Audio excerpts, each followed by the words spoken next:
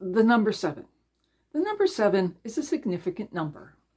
In many cases, it stands out for certain things that people relate to. Particularly, for example, if you go to a casino, the number 7 stands out specifically in certain games.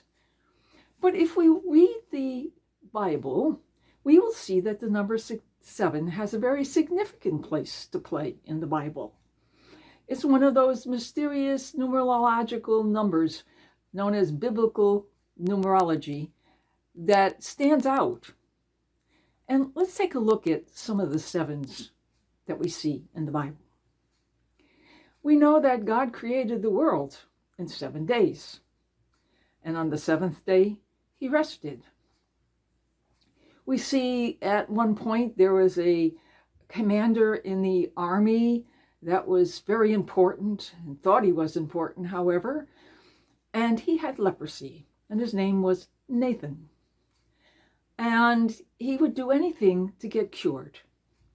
And so when the king heard that Nathan had leprosy, he said he would send him to the Jewish people where there was a known person known as Elijah, and that he had the power to cure.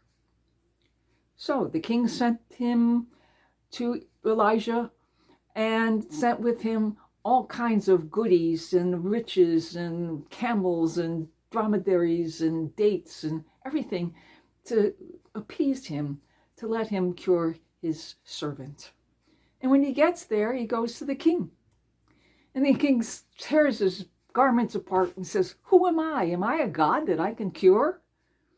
And when Elijah hears this, he says, "No, send him to me, and I'll show him who is the real God in this world." And so the king sends him to Elijah. And when he gets close to Elijah's house, he expects him to come out and greet him and treat him as the great commander that he is in his army. But he doesn't. He simply says to him, "Go to the river and bathe 7 times. Well, the commander, he was upset about this because, first of all, he thought Elijah should have come out and greeted him because he was an important person. But then, to wash in the dirty river? Didn't we have cleaner rivers where I came from? I'm not going to do this." So he got indignant and started to walk away when one of his servant people said to him, "No, please, just listen to what the prophet has to say. Go wash yourself." And so he dunked in the river 7 times, and when he came out, the leprosy was gone. Yes, the number 7, 7 dunks. And then throughout the New Testament, we see the number 7 again. We see that when Peter came to Jesus and said, "Jesus, how many times do I have to forgive my brother or my sister after they've hurt me?"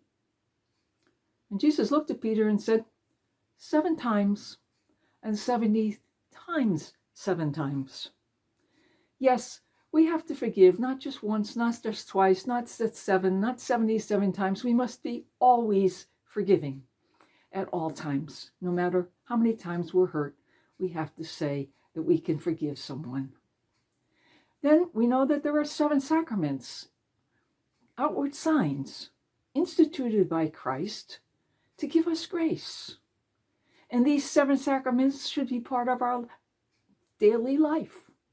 We were baptized, and we receive the gifts of the Spirit, 7 gifts of the Spirit. And we know that 7 keeps repeating itself. Find out how many times 7 repeats itself in the Gospels. It's a fun thing to do. Check it out. So the next time you see the number 7, ask yourself, how does 7 influence my life? Do I forgive 7 times, 77 times 7?